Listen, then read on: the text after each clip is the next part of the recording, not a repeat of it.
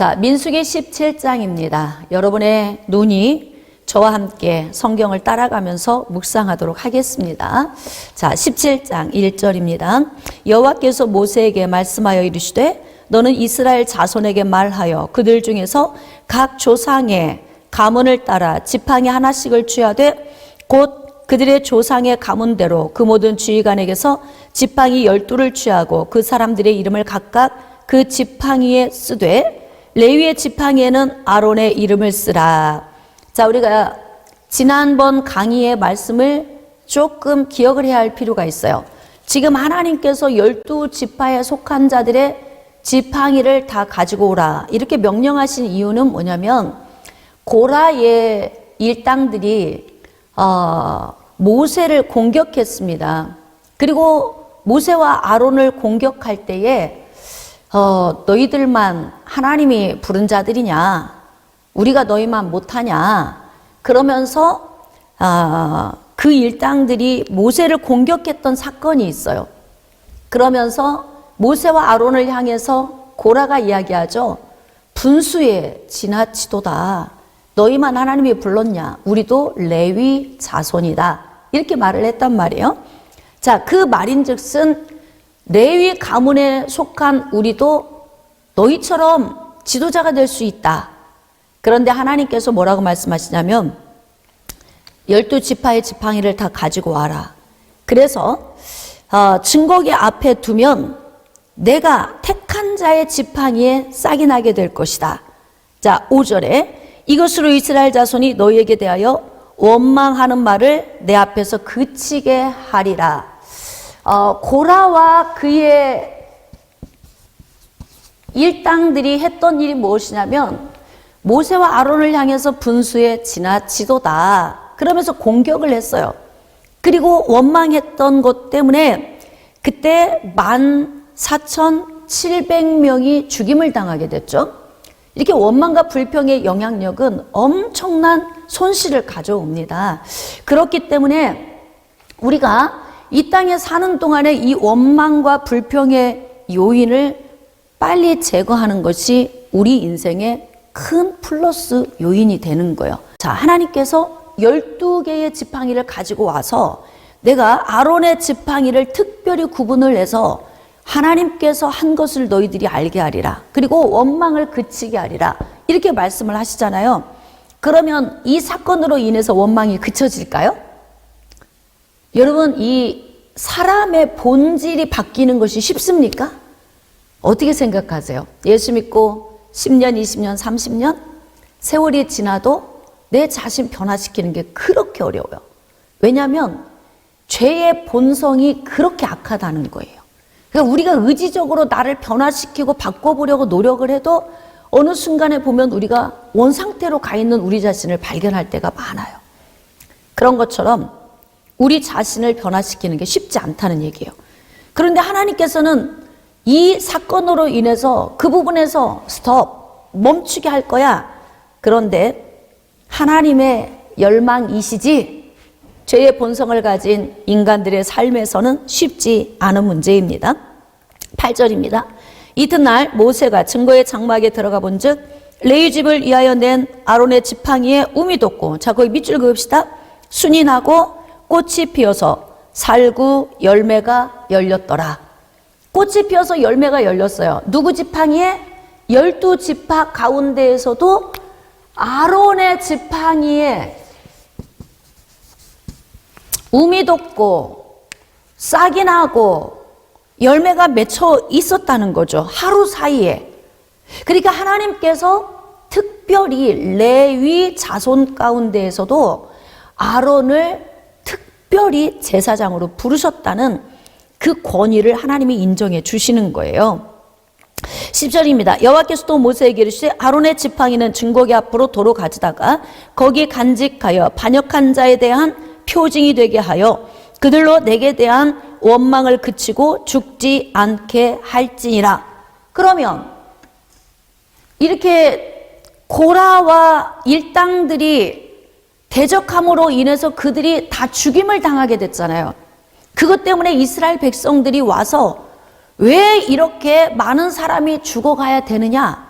그리고 모세와 아론을 또 원망을 하는 거잖아요. 근데 이 원인이 모세와 아론의 문제가 아니라 각자 개인의 신앙의 문제다. 여러분, 문제를 다루다 보면 제가 항상 깨닫는 것이 무엇이냐면 내 자신에 대한 모습을 아는 사람이 거의 없어요. 내가 살아온 인생의 삶에서 내가 한 행동, 내가 한 말, 내가 뿌려놓은 나의 삶의 이 모든 잔재들을 알고 있는 사람이 많지 않다는 거예요. 그래서 다 문제를 어디에 돌려요? 남편이 그랬고요, 아내가 그랬고요, 자녀가 문제이고요, 환경이 문제이고요, 저 사람이 문제이고요, 교회 가면 성도가 문제이고요, 은혜 안 되는 건 목사님의 말씀이 능력이 없고요.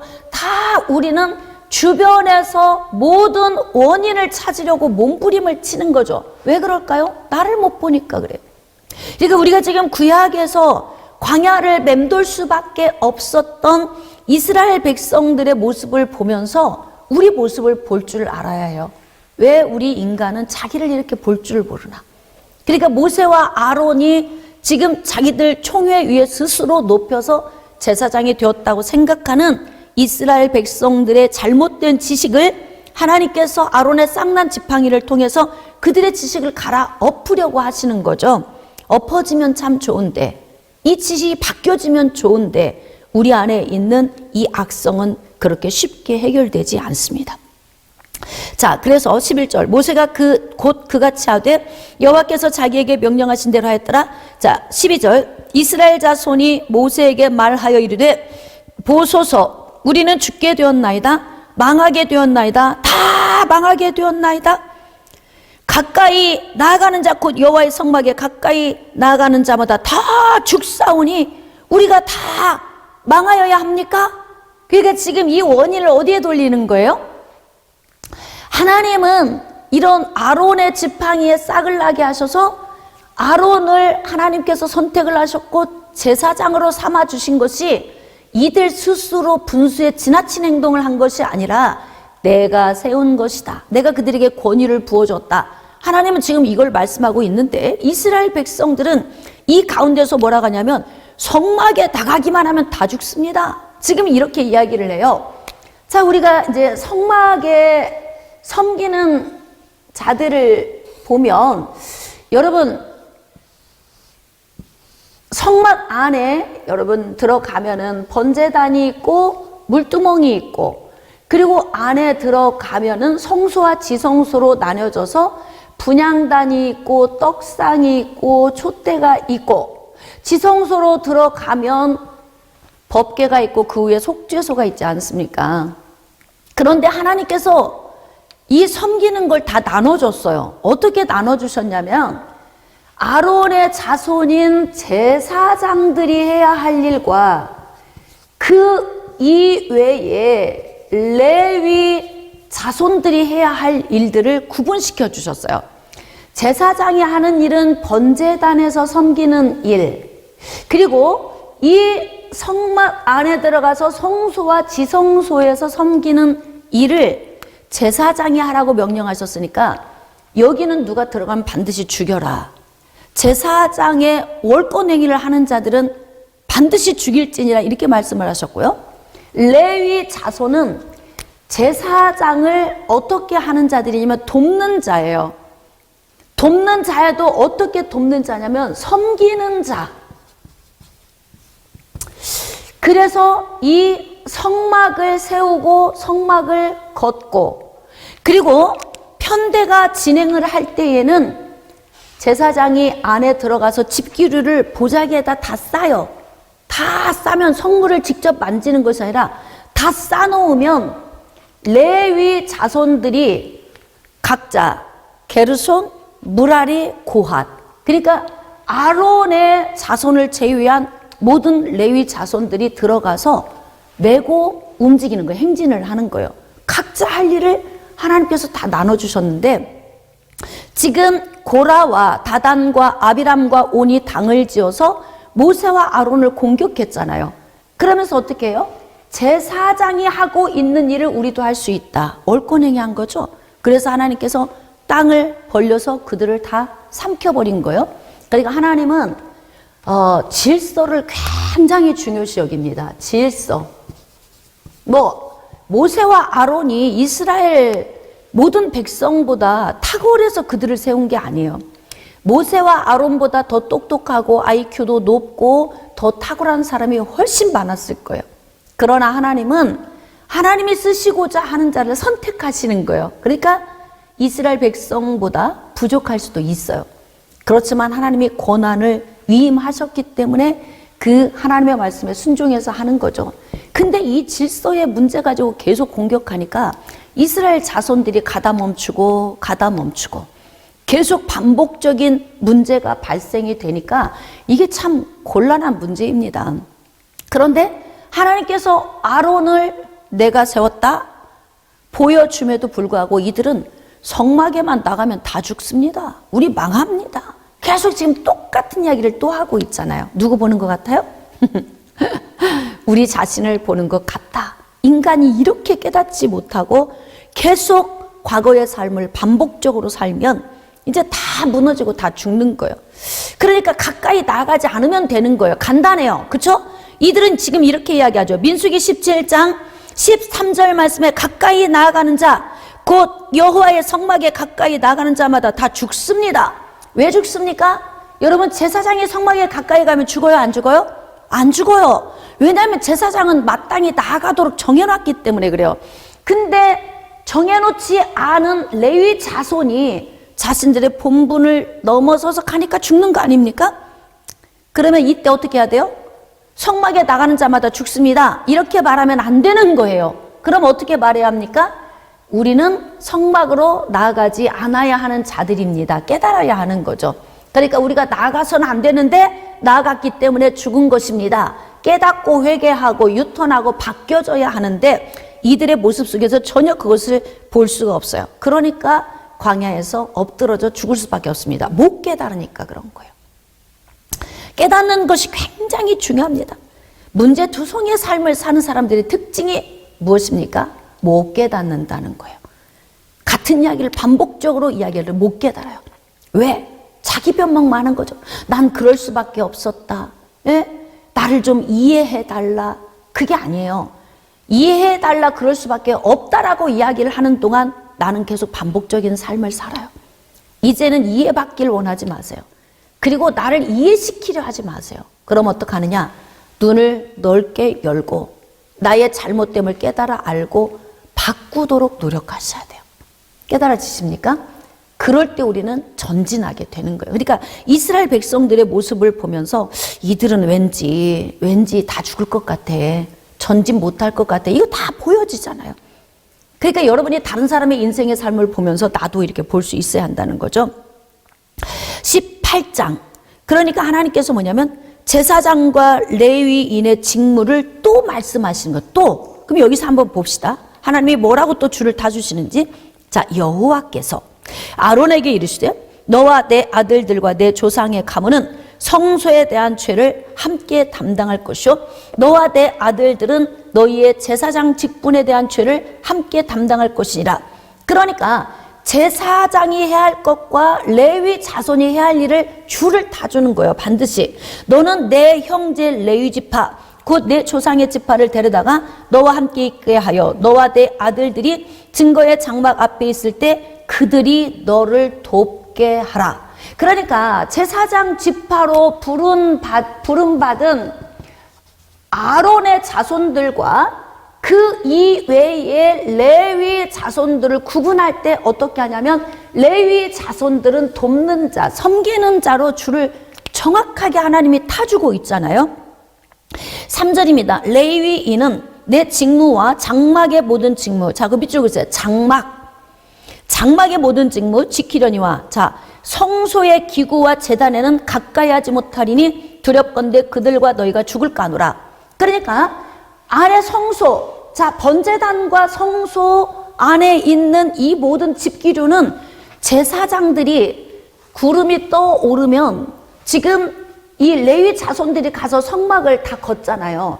이때 제사장들은 성소 안에 들어가서 집기류를 다 싸요. 이들이 손대지 못하게. 그러면은 나머지 고앗 자손이 가서 성물을 메고 움직이는 거예요. 다 이렇게 하나님께서 분배를 해주셨어요. 그러니까 여기에서 뭐라고 하냐면, 자, 네 직무를 다 지키는데 뭐냐면 장막의 모든 직무를 지켜라. 그 장막이 이게 뭐예요? 여기. 이것이 지금 레위 자손들이 해야 할 일이에요. 이 장막을, 그러니까 성막을 할 때 울타리죠, 울타리. 이 울타리 쳐진 울타리만 너희들이 손을 대는 영역이야. 그리고 안에 성소의 기구, 성물, 그리고 번제단, 이 번제단, 이 부분은 너희가 손댈 영역이 아니고 제사장이 손을 대야 하는 거다. 줄을 타주잖아요. 자, 4절. 레위인은 너와 합동하여 장막의 모든 일. 자, 장막, 텐트예요. 그러니까 울타림을 말하는 거예요. 그 다음에 회막의 직무를 다할 것이요 다른 사람은 너희에게 가까이 못할 것이니라. 그러니까 이스라엘 백성 또한 레위 자손이 하고 있는 이 텐트를 세우고 걷는 이 울타리를 손대는 것도 일반 이스라엘 백성은 손대지 말라고 정확하게 지금 말씀을 주시잖아요. 5절입니다. 자, 이와 같이 너희는 성소의 직무와 제단의 직무를 다하라.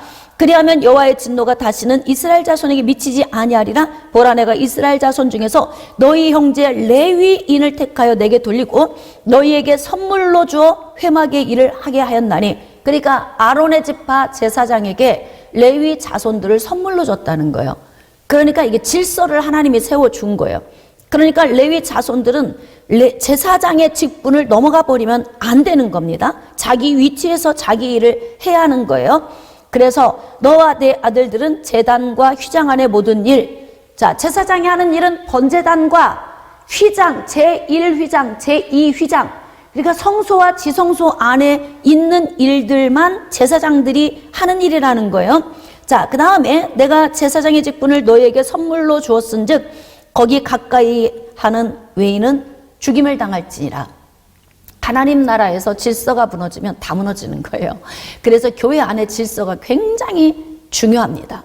여러분, 구약의 말씀을 신약에 적용을 한다면 하나님의 나라는 질서대로 하나님이 세워주시고 일을 하시기 때문에 그래서 주의 종을 존중하는 거예요. 이게 주의 종을 존중하고 따라오는 것은 하나님이 세우신 하나님의 모든 영역, 권위, 그것을 인정하는 거예요. 그러니까 하나님을 인정하는 것과 똑같은 거죠. 그래서 제사장의 직분을 맡은 아론의 자손들은 자신의 직무를 다하도록 거룩하게 구분된 삶을 잘 살아야 한다는 겁니다. 자, 그러면 이제 제사장의 목 8절입니다. 여호와께서도 아론에게 이르시되 보라, 내가 거주의 물 곧 이스라엘 자손이 거룩하게 한 모든 헌물을 내게 주관하게 하고. 자, 이제 이스라엘 백성들이 뭐 번제, 화목제, 소제, 속죄제, 속건제 이런 제사를 지내기 위해서 가지고 온 제물들이 있어요. 그런데 이 모든 제물들 가운데에서 제사장들에게 주는 몫이 있어요. 여러분, 제사장과 레위인은 몫이 없어요. 분깃이 없습니다. 그러니까 하나님께서 특별히 이들을 장자로 선택을 하셨고 그들에게 무엇을 통해서 먹고 살게 하시냐면 이스라엘 백성들이 하나님께 나아올 때 가지고 온 이 재물을 하나님이 그들에게 분배해서 나눠주시는 거예요. 자, 그래서 헌물을 아론이 주관을 하되, 자, 네가 기름 부음을 받았으므로 말미암아 그것을 너와 내 아들들에게 영관 몫의 음식으로 주노라. 그러니까 제사장에게 먹고 살 수 있도록 하나님이 이러한 방법을 또 다 준비해 주신 거죠. 9절입니다. 지성물 중에 불사르지 아니한 것은 네 거다. 아론과 그의 아들들 것이라는 거예요. 자, 그들이 내게 드리는 모든 헌물의 모든 소제와 속죄제, 속건제물은 다 지극히 거룩한즉 너와 내 아들들에게 돌리리니. 자, 10절. 지극히 거룩하게 여김으로 먹으라. 이는 내게 성물인즉 남자들이 다 먹을지니라. 너에게 돌릴 것은 이것이니 곧 이스라엘 자손이 드리는 거제물. 자, 거제물은 이렇게 들었다 내리는, 높이 들었다 내리는 그 과정을 통해 하나님께 드리는 것이고, 요제는 흔들어 드리는 거예요. 이러한 것들은 아론과 그의 자녀들에게 영구한 몫의 음식으로 주었은즉 내 집에 정결한 자마다 먹을 것이니라. 특별히 아론의 자손과 레위인에게는 재산을 주지 않았지만 하나님께서 이스라엘 자손들이 하나님께 드려진 것을 아론이 관리하고 아론과 그의 자손들이 먹고 하나님께서 그들이 먹고 살 수 있도록 방법을 다 이렇게 마련해 주신 거예요. 자, 11절. 너에게 돌릴 것은 이것이니 곧 이스라엘 자손이 드리는 거제물. 자, 밑줄 그으세요. 들었다 내린 거. 그 다음에 요제물, 흔든 거. 내가 그것을 너와 내 자손에게 영구한 몫의 음식으로 주었은즉 내 집에 정결한 자마다 먹을 것이니라.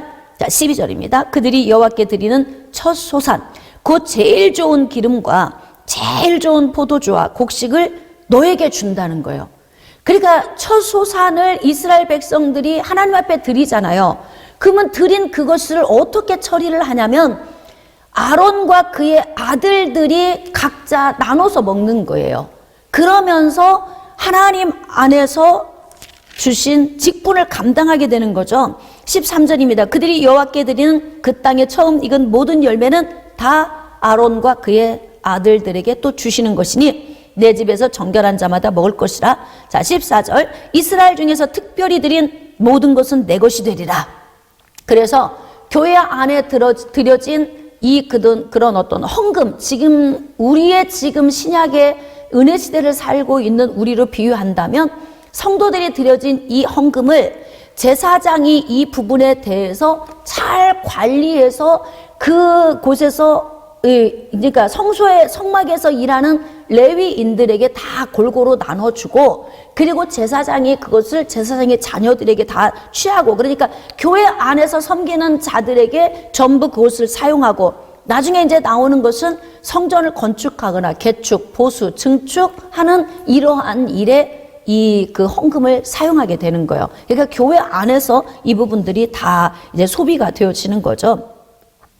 15절입니다. 여호와께 드리는 모든 생물에 처음 나는 것은 사람이나 짐승이나 다 네 것이다.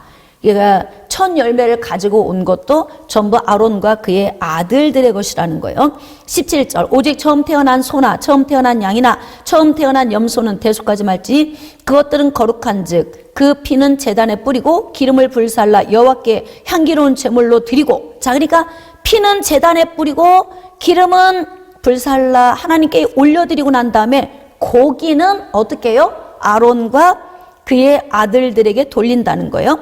흔든 가슴, 오른쪽 넓적 다리 너희가 다 먹으라 이렇게 말씀하시죠. 자, 그래서 영구한 몫의 음식으로 너와 내 자녀에게 준다. 이것이 영원한 소급 언약이다. 이렇게 말씀하시고 여호와께서도 아론에게 이르시되 너는 이스라엘 자손의 땅에 기업도 없겠고 그들 중에 아무 분깃도 없을 것이나 내가 이스라엘 자손 중에 내 분깃이요 내 기업이다.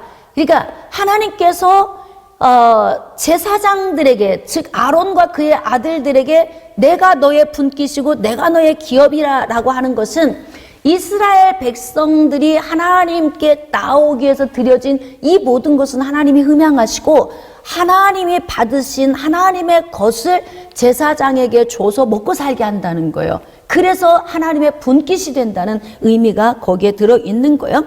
자, 그러면 레위인들은 무엇을 먹고 사느냐?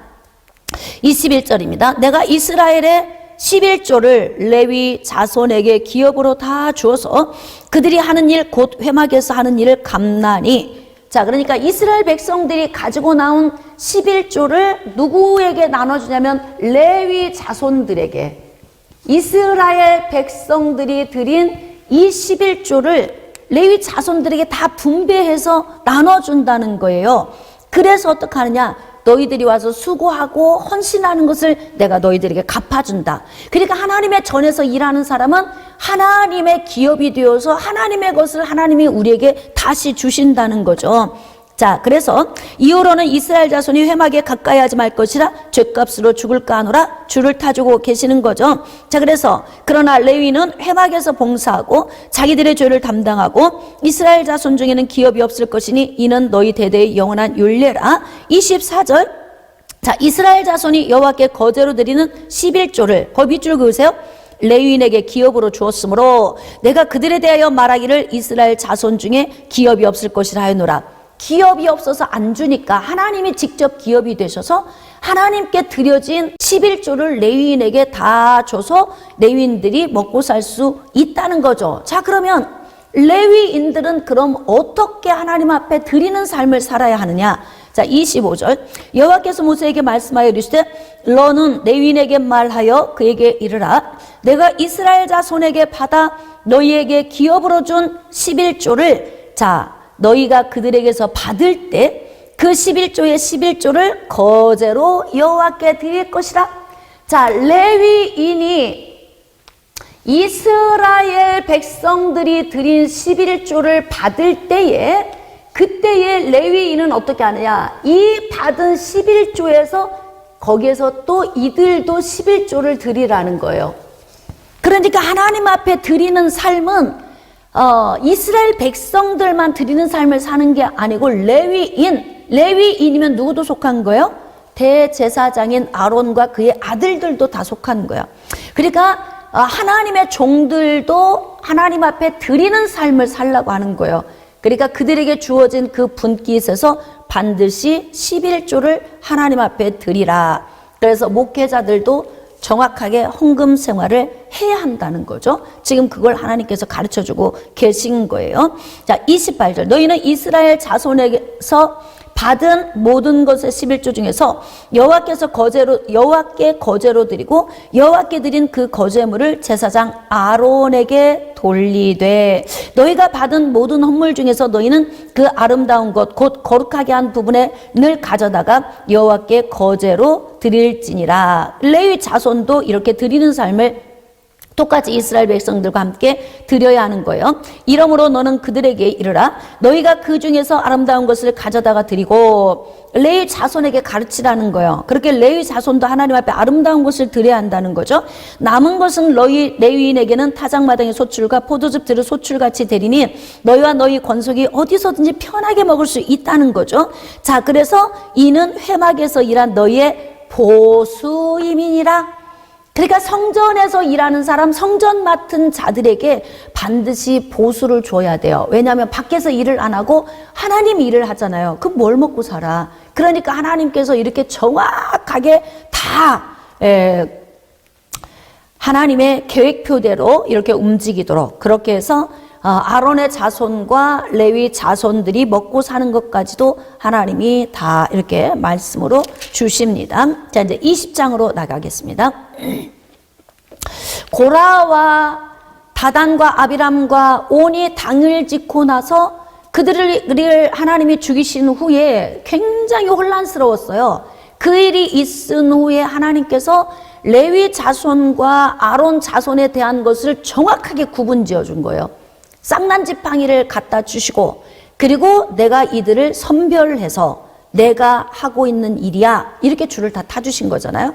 자, 이제 그리고 나서 20장 1절 첫째 달에 이스라엘 자손 곧 온 회중이 신 광야에 이르러 백성이 가데스에 머물더니 미리암이 거기서 죽음에 거기에 장사되니라. 이제 가데스에 머물렀다는 것이 위치가 어디쯤을 이야기하냐면 지중해가 있고요. 자, 갈릴리 바다, 사해 바다가 있고 이렇게 지금 홍해 바다가 있잖아요. 가데스는 요 부분이 가데스 지역이에요. 가데스. 지금 이 가데스 바네아 사건이 2번 문제가 일어납니다. 그런데 이 가데스 바네아는 가나안 땅에 가장 가까운 남쪽 경계 지역에 있어요. 그러니까 여기서 올라가는 거 쉽죠? 그래서 우리가 지금 민수기 13장에서도 하나님께서 올라가서 정복해라, 두려워하지 말라 이렇게 말씀을 주셨어요. 우리가 민수기 13장에서 부족한 걸 제가 신명기 1장에서 보완해서 설명을 해드렸어요, 여러분에게. 그러니까 이스라엘 백성들이 정탐을 하고자 했던 것은 그들이 먼저 정탐을 하고자 했던 것이 아니고 하나님이 먼저 올라가라 명령을 했는데 이스라엘 백성들이 그래도 좀 정탐은 하고 갑시다. 그러니까 하나님이 허용하셨다. 이거 제가 지난번에 설명을 해드렸어요. 그래서 그곳에서 정탐하고 온 사람 중에 10명의 부정적인 보고에 의해서 이들이 어떻게 해요? 자, 정탐한 날 40일을 하루를 1년으로 쳐서 40년 동안 광야에서 방황하게 되리라. 그렇게 심판을 받았잖아요. 그게 민수기 13장 이후에서 1차 가데스 사건이 있었어요. 그런데 이제 이들이 뭐 광야로 다시 들어가서 고라의 사건도 있고 뺑뺑 돌고 있다가 여기에 보니까 2차 가데스에 다시 온 거예요. 그러니까 여러분 인생을 한번 봅시다. 목적지에 다 도착했는데 방황해. 그렇게 가서 다시 어떻게 해요? 40년이니까 출애굽 2년의 가데스에서 38년을 여기서 방황을 해요. 자, 그러다가 다시 2차 가데스에 지금 도착했어요. 자, 여기 올라가기 이제 얼마나 쉽습니까? 거의 도착을 했어요. 그러니까 이게 넓게 봐야 돼요. 우리 인생을 살 때 조그맣게 바로 숲 밑에서 보면은 막 너무 복잡해, 인생이. 여러분 보세요. 막 산에 깊이 들어가 보세요. 지금 싹이 나고 있잖아요.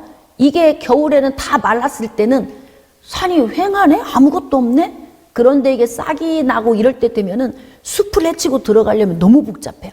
가서 보면 다 가시덩굴도 있고 막 엉겅퀴도 있고 뭐 많은 게 있잖아요. 그런데 숲 멀찍이서 이렇게 바라보면 전체의 숲이 보인단 말이에요. 그래서 항상 우리가 인생을 바라볼 때에는요, 이렇게 내 눈앞에 코앞에 있는 요것만 자꾸 생각하면 전진을 못해. 그래서 문제에서 훅 뒤로 나와서 멀리서 보는 거예요. 그리고 내 인생도 내가 나를 자꾸 보려고 하지 말고 내 위에 올라가서 나의 삶을 볼 줄 알아야, 그래야 전진할 수 있는 거죠. 이들이 가데스에 왔어요. 자, 이제 여기서는 좀 정신 차려야죠. 어떻게 생각해요? 여기서 좀 정신 차려야 되잖아요. 여기서는 과거에 있었던 행동을 또 하면 안 돼요. 그러니까 가데스 징크스가 있어. 이들은 여기에서 38년을 맴돌았기 때문에 정말 이때는 살얼음판 걷듯이 가데스 왔을 때는요, 이때는 감사함으로 빨리 정복하고 들어가야 돼요.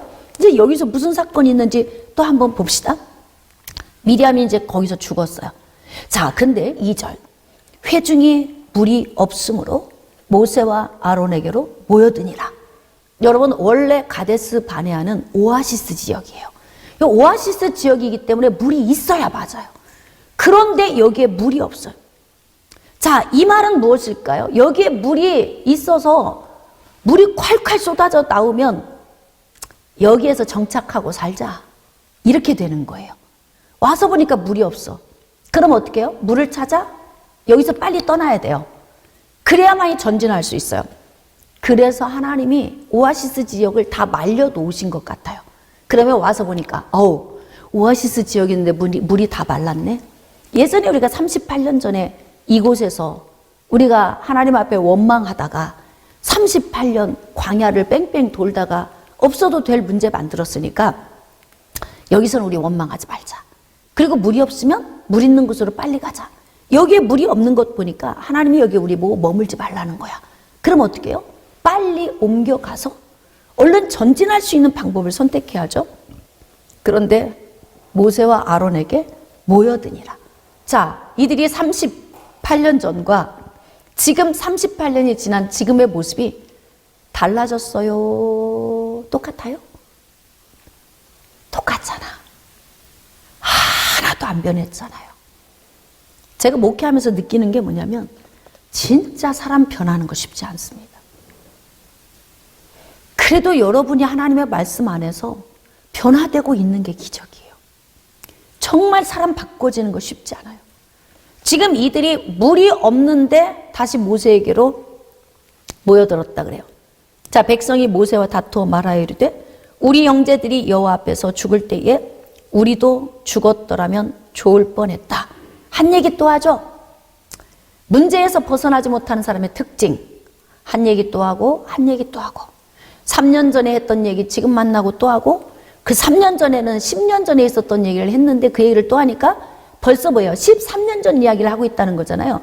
그 10년 전에는 또 몇 년 전 이야기였어요. 그게 뭐 5년 전, 10년 전 이야기였어요. 그러니까 문제에서 헤어나오지 못하는 사람은 벌써 3년 전에 10년 전 이야기, 10년 전에 그 5년 전 이야기 계속, 그러니까 인생의 삶의 과거에 묶여 사는 사람이에요. 진보를 못하는 거예요. 야, 여러분, 영이 통하는 사람과 만나서 대화하면 막 소생하죠. 그런데 누군가를 만나고 몇 시간 대화하고 집에 갔는데 아주 다운될 때가 있죠. 언제가 그래요? 소통 안 되는 사람과 대화했을 때 막 내 에너지가 쭉쭉 빨려나가는 듯한 느낌. 이야, 진짜 대화하는 가운데서부터 벌써 뒷목이 당기고 막 어깨가 짓눌려오고, 야, 이 대화가 언제 끝나? 이 자리를 언제 벗어나? 아우, 저 이야기를 언제까지 들어야 돼? 막 이럴 때 있잖아. 왜? 힘겨운 사람 만나서 이야기하면 야, 지긋지긋한 얘기 또 들어야 되는구나. 뭐 이런 거. 그래서 반복적인 이야기를 또 하는데, 지금 이스라엘 백성을 보니까 우리하고 뭐 다를 바가 없이 똑같이 여호와 앞에서 죽을 때 우리도 죽었더라면 좋을 뻔했다. 그래, 다른 사람 죽을 때 죽었으면 좋았을까요? 그렇게 죽음이 별거 아닙니까? 우리가 인생을 사는 거, 이 땅에서 우리가 하루를 먹고 하루를 기쁘고 행복하게 사는 것이 그렇게 무가치한 것입니까? 왜 우리 인생을 그렇게 만드는 거예요? 인생을 사는 것은 선택이다. 제가 여러분들에게 누누이 말씀드리죠. 오늘 나의 행복과 불행의 선택도 내가 하는 거다. 전진과 후퇴도 내가 하는 것이다.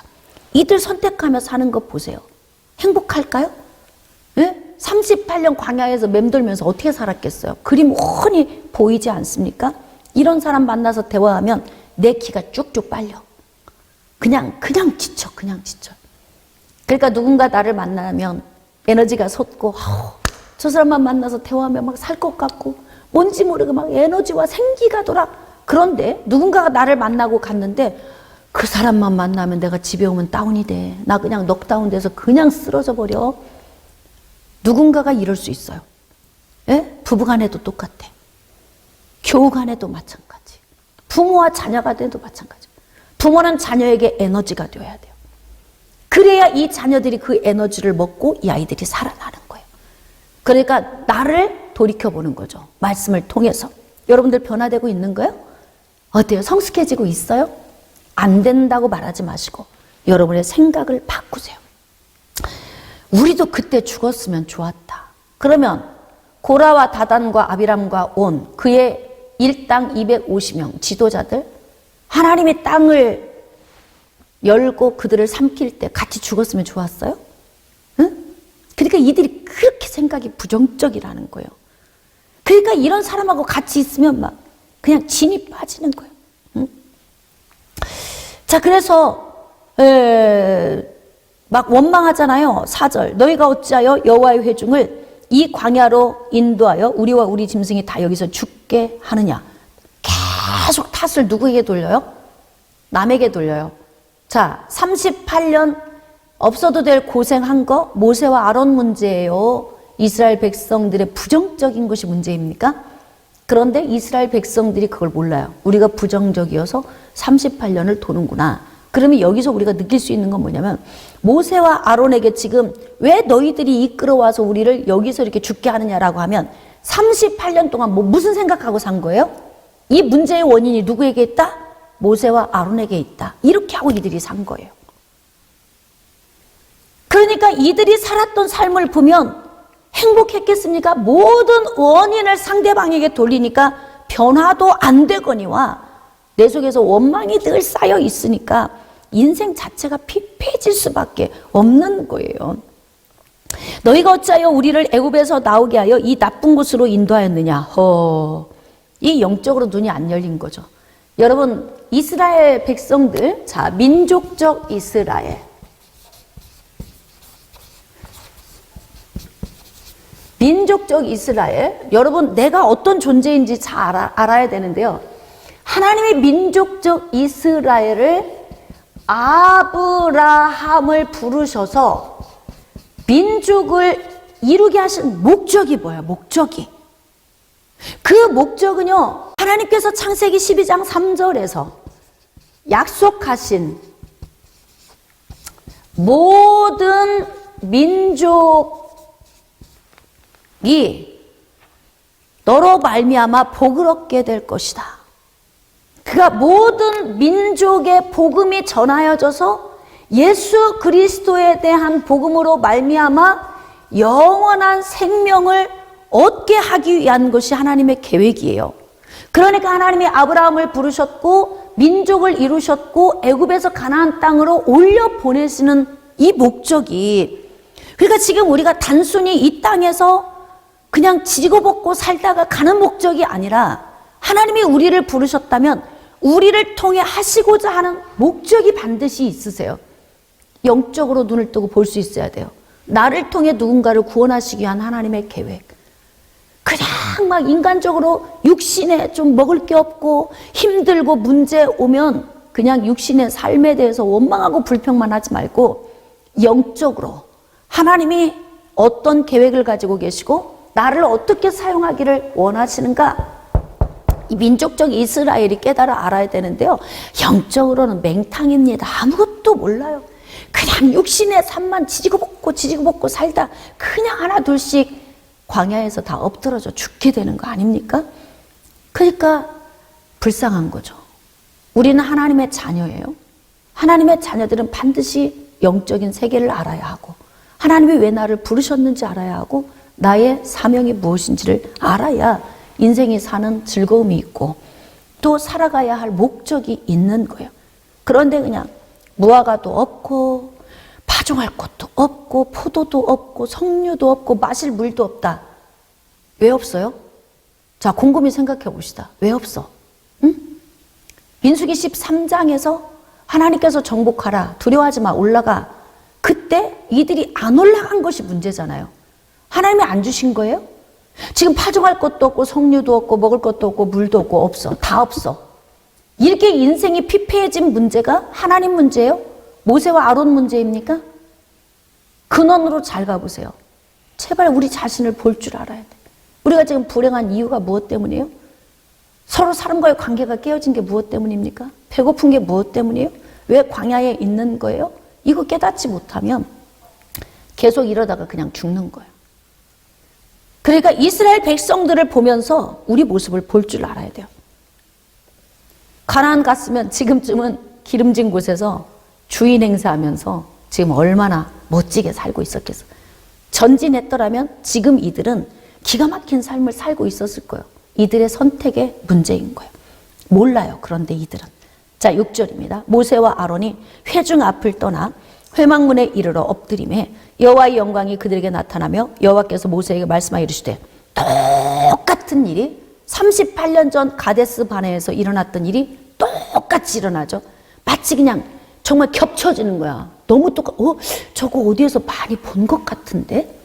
저들이 하는 행동이 어디서 많이 본 것 같아. 어디서 봤어요? 가데스 바네아 1차 도착했을 때 그 행동을 지금 똑같이 하고 있잖아. 진보가 안 된 삶, 제자리에 머물러 있는 삶, 오히려 세월이 38년 지났는데 똑같은 행동하면 제자리에 머무른 게 아니고 뭐예요? 후퇴한 거죠. 세월이 지날수록 전진을 해 있어야 되는데 제자리에 머물러 있으니까 후퇴를 한 거잖아, 이만큼. 그걸 모르고 인생들이 살다가 세상을 다 떠나는 거예요.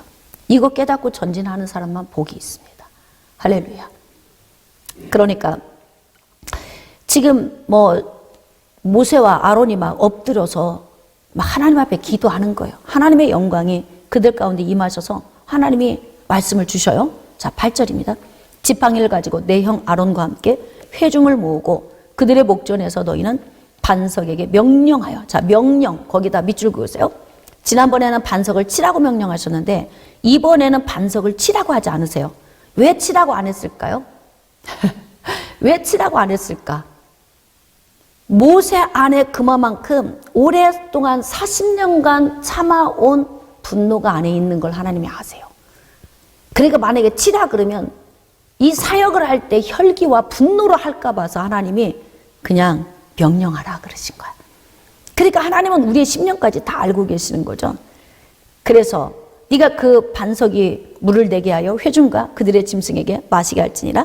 자, 모세가 그 명령대로 여호와 앞에서 지팡이를 잡았어요. 이제 모세와 아론이 회중을 그 반석 앞에 모으고 모세가 그들에게 이르되 반역한 너희여 들으라. 자, 이제 여기 분위기가 좀 심상치 않습니다. 모세가 지금 이 정도 말을 할 거면 그동안에는 이스라엘 백성들이 문제를 일으키면 하나님 앞에 엎드려서 중재했어요. 계속 모세가. 그래서 40년 동안 잘 그런 대로 이끌어 왔는데요. 이제 모세도 참을 만큼 참았고 더는 못 참을 정도로 이제 막 가득 찬 거예요. 견딜 수 없이 힘든 상태까지 온 것입니다. 그러니까 모세 입에서 좋은 말이 안 나오는 거야. 모세 정도 되니까 이 정도지. 우리 같으면 아마 시내산에서 다 엎어버렸을 거예요. 그렇죠? 송아지 우상 만들었을 때 다 엎어버리지 않았을까? 예? 하나님이 쓸어버리겠다고 하시기 전에 하나님 제발 다 쓸어버리세요. 그냥 저 통에 다시 시작해 주세요. 우리 같았으면 그랬을 것 같아. 그런데 모세는 온유함이 지면에 더하더라. 모세 같은 사람이 없더라. 잘 훈련된 자더라. 잘 참는 자이더라. 모세는 그만큼 하나님께서 잘 빚어놓은 자이더라. 그런 대로 괜찮게 왔잖아. 그러니까 40년을 이끌고 온 거예요. 더는 어려워. 여기서 가데스 2차 사건이 진짜 모세에게는 너무 가슴 아픈 장소예요. 그래서 여기에서 그냥 한마디 툭 뱉은 건데 이게 40년간 쌓여있던 거예요. 자, 그래서 우리가 너희를 위하여 이 반석에서 물을 대랴? 이것도 하기 싫은 거죠. 이제 지친 거예요. 근데 진짜 이때 잘해야 돼. 뒤집어 엎어버리고 싶을 때, 포기하고 싶을 때, 저들을 저주하며 기도하고 싶을 때 있을까 없을까요? 인생 살다 보면 하나님 제발 좀 데려가 주세요. 에? 아우, 저 인간 언제 데려가요? 막 이렇게 하고 싶을 때 있을까요 없을까요? 참다 못해서 하고 싶을 때 요때 잘 참아야 돼. 요때 우리 인생에 이런 날 와요. 없는 게 아니에요. 참는 것도 한도가 있잖아. 참다 못하면 이렇게 폭발될 지경에 오르면 모세처럼 이럴 수 있어요. 근데 이때 잘 참으면 승리하고 이때 못 참으면 40년 수고한 거 헛수고 공든탑이 다 무너져버려. 끝나버리는 거예요. 그러면 하나님 앞에 하나님 너무하십니다. 40년 수고한 게 있는데 어떻게 세상에 한 번 이랬다고 그렇게 하실 수 있습니까? 그런데 그건 우리식이에요. 하나님은 그렇지 않다는 거예요. 그러니까 공든탑 무너뜨리지 않도록 진짜 우리 자신을 꺾고 또 꺾고 우리 자신을 쳐서 복종시켜야 돼요. 그래서 가장 좋은 방법은 어떤 방법이냐? 모세처럼 이렇게 하지 않으려면 좋은 방법이 있어요. 그 방법이 뭐냐면 속, 곧 마음, 이곳에 많은 생각이 있잖아요. 근데 좋은 생각, 나쁜 생각이 이 안으로 다 들어가잖아요. 들어가는데 제가 여러분에게 이야기했죠. 이 안은 무엇이 자리 잡고 있다? 죄의 본성이 자리 잡고 있다. 그래서 좋은 것이 들어가도 이 속에 들어가면 다 부패해. 그러니까 이 안에 들어가서 이것이 1년, 2년, 3년, 4년 차곡차곡 쌓이잖아요. 모세처럼 언젠가는 폭발합니다. 그러니까 내 인생에서 폭발하지 않고 살으려면 어떻게 하냐면 이것을 밀어내는 훈련을 하셔야 돼. 세상 말로는 내려놓음. 기독교식, 우리 신앙인의 식으로는 수고하고 무거운 짐을 예수님께 맡김. 그냥 마음의 수련을 통해서 비우는 그런 개념이 아니에요. 그러니까 마음의 수련을 한 사람과 안 한 사람의 차이가 있을까요 없을까요? 있어요.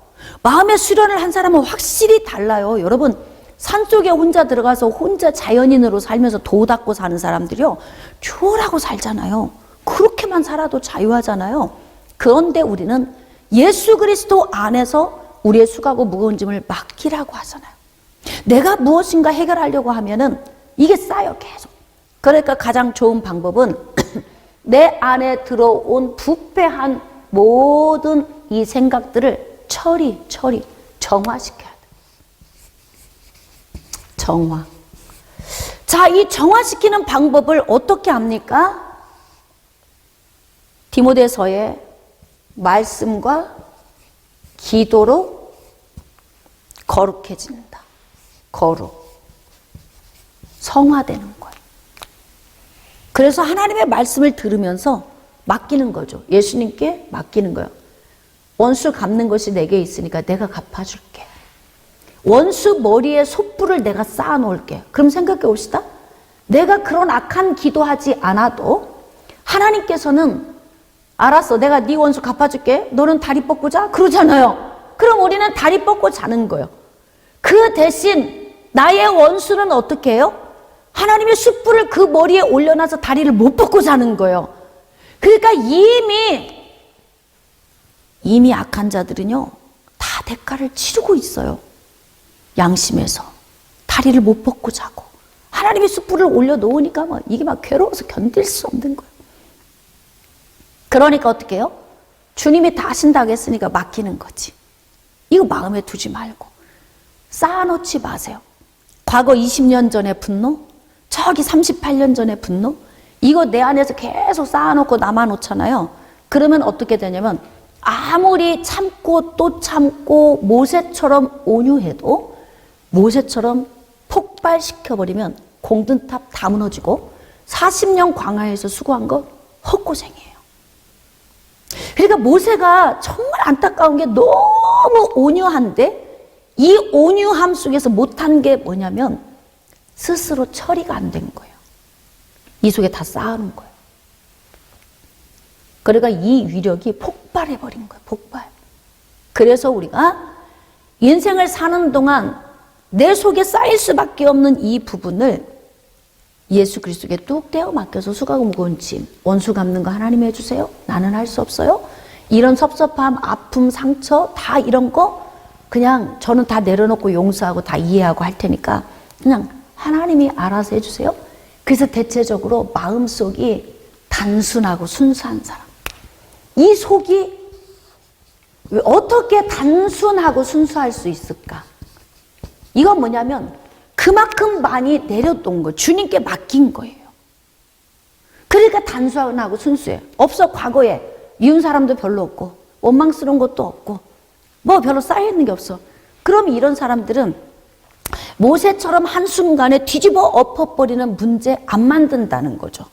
그런데 자, 다시 한번 봅시다. 모세가 한 이야기를 들어보면은 모세가 그동안 40년간 어떻게 살아왔는지를 알 수가 있어요. 10절 모세와 아론이 회중을 그 반석 앞에 모으고 모세가 그들에게 이르되 반역한 너희여 들으라. 우리가 너희를 위하여 이 반석에서 물을 내라. 물 내기 싫어. 너희들한테 물 마시게 하고 싶지 않아. 응? 막 그 마음이 완전 지금 모세가 뒤틀려 있잖아요. 막 뒤틀려 있어. 40년이 쌓여 있는 거죠. 11절입니다. 모세가 그의 손을 들어 그의 지팡이로 반석을 2번 치니. 자, 하나님은 명령하라고 하셨다고요. 왜 명령하라고 하셨을까요? 제가 조금 전에 말씀드렸죠. 모세 안에 있는 쌓여 있는 분노를 하나님은 알고 계신 거예요. 그러니까 그냥 너 말 한마디로 명령만 해. 다른 재수출 하지 마. 너 지금 뭔가 하면 일낼 것 같아. 너무 하나님은 잘 아시는 거예요. 그러니까 하나님이 주신 방법이 가장 좋은 방법이에요. 하나님은 나를 너무 잘 아시니까. 다른 일 만들어내지 말고 일내지 마. 알았지? 난 네 분노 알아. 네 수고 알고 40년 고생한 거 알고 40년 잘 참은 거 알아. 근데 너 자칫 터질 것 같아. 핵폭탄이 하나 있어. 위력이 너무 커. 그러니까 지팡이로 치는 것 하지 마. 그냥 명령만 한마디만 깔끔하게 한마디만 해. 지금 이렇게 말씀하셨는데요. 말만 하기에는 모세 안에 너무 쌓여있는 게 많아. 그러니까 막 2번을 친 거예요. 물이 막 많이 솟아나오므로 회중과 그들의 짐승이 다 마셨어요. 자, 이제 12절. 여호와께서 모세와 아론에게 이르시되 너희가 나를 믿지 아니하고 이스라엘 자손의 목전에서 내 거룩함을 나타내지 아니한 고로. 자, 봅시다. 이스라엘 앞에서 하나님이 말씀을 주셨어요. 모세야, 가서 명령해. 그랬는데 모세가 가서 지팡이로 2번 쳤어요. 자, 이때 이스라엘 자손의 눈에 하나님이 어떻게 보일까? 에? 하나님의 권위가 땅에 떨어져 버린 거예요. 부모님이 말씀하셨는데 부모님이 하라는 대로 안 해, 자식이. 그러면 밑에서 그의 자식들이 볼 때 우리 아버지는 부모님이 말씀을 하셨는데 엉뚱하게 행동하네? 그리고 부모의 말을 안 듣는 거 보니까 부모의 권위가 없어. 그러니까 아이들도 어떻게 보겠어요? 부모님을, 할머니, 할아버지를 무시하겠죠? 내 부모가 할머니, 할아버지를 무시하고 말을 거역하면 손주들도 내 부모를 무시하게 되는 거예요. 내 자식들이. 그러니까 그래도 영적 지도자인 모세가 하나님이 하라는 대로 안 하고 자기 식대로 해버렸어. 이스라엘 백성들이 볼 때 하나님이 무너진 거예요. 하나님의 권위를 무너뜨려 버린 거예요. 그러니까 하나님이 그것을 보시면서 내가 하라는 대로 네가 이스라엘 앞에서 안 했어? 나의 존귀함을 무너뜨리고 나의 크고 놀라움, 천지를 창조한 창조주 하나님의 권위를 네가 바닥에 떨어뜨렸어? 이렇게 되는 거예요. 이 부분이. 그러니까 하나님께서 내가 한 대로 순종하지 않고 불순종을 했어. 그래서 이스라엘 자손의 목전에서 내 거룩함을 나타내지 아니했어. 그 말 아닙니까? 너 손주들 앞에서 애비를 이렇게 무시해? 그러니까 네 자식들 앞에서 나를 무시했으니까 내 권위가 어떻게 되느냐? 지금 이것과 똑같이 제가 비유를 좀 든다면, 그러니까 하나님께서 굉장히 많이 진노를 막 하시는 거예요. 그것 때문에, 그게 이유로 너희는 이 회중을 내가 그들에게 준 땅으로 인도하여 드리지 못하리라. 이미 1차 가데스에서 20세 이상, 자, 1차 가데스에서 어떤 심판을 받았어요? 20세 이상, 전쟁에 나갈 만한 자, 이런 사람 한 사람도 못 가. 여호수아와 갈렙만 제외야. 그런데 지금 벌써 38년을 그 이후에 방황을 했으니까 이제 거의 40년이 꽉 차가서 가나안 들어갈 때가 됐잖아요. 40년 심판의 때가 거의 지났잖아요. 이때 살얼음판 걷듯이 조심조심 가야 돼요. 여기에서 더 이상 문제 발생하지 않도록. 그런데 2차 가데스에 와서 어떻게 된 거예요? 모세가 혈기를 부려가지고 하나님을 향 완전히 진짜 이스라엘 백성들 앞에서 거룩함을 나타내지 않는 이런 문제를 발생시켰잖아요. 그래서 하나님이 어떻게 말씀하시는 거예요? 모세, 너도 못 가. 모세, 너도 못 가. 지금 이렇게 말씀하시는 거죠. 자, 13절. 이스라엘 자손이 여호와 다퉜으므로 이를 무리바무리라 하니라. 여호와께서 그들 중에서 그 거룩함을 나타내셨더라. 좀 마음이 착잡하고 가슴이 아픕니다. 여기서 우리의 모습을 보면서 우리가 끝까지 참아야 한다. 우리가 사랑으로 보듬어 안았으면 끝까지 보듬어 안아야 한다. 여기까지 우리가 깨달으면 전진할 수 있습니다.